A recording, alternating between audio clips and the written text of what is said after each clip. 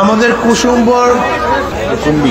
কুসুম্বি ইউনিয়নের চেয়ারম্যান জনাব শাহ আলম পান্না সাহেব আজকে আলহামদুলিল্লাহ ইসলামী আন্দোলন বাংলাদেশে যোগ দিতে আসবে। আলহামদুলিল্লাহ, আল্লাহ ওনাকে কবুল করে নেন।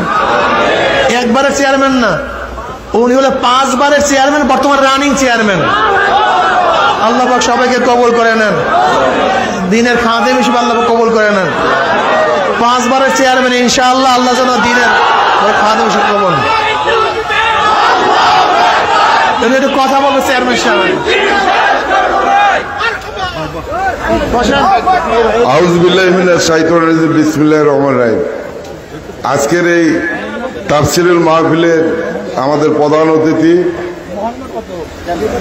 ইসলামী আন্দোলনের শায়েখ ফজলুল করিম, ওনার নেতৃত্বে আমি যতদিন বেঁচে থাকব ইসলামী আন্দোলনের সাথে যুক্ত থেকে এই পৃথিবী থেকে বিদায় হতে চাই। সবার কাছে দোয়া চাই। আসসালামু আলাইকুম।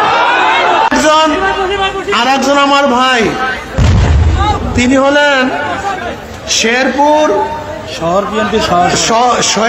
শহর বিএনপির সহসভাপতি।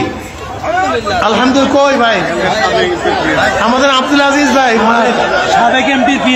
সাবেক এমপির পিএস, ওদিকে ফেরেন, সামনে সবাইকে দেখান। সাবেক এমপির পিএস, নাম কি? আব্দুল আজিজ। গোলাম মোহাম্মদ সিরাজ সাহেব পিএস। আপনার আব্দুল আজিজ সাহেব। আলহামদুলিল্লাহ।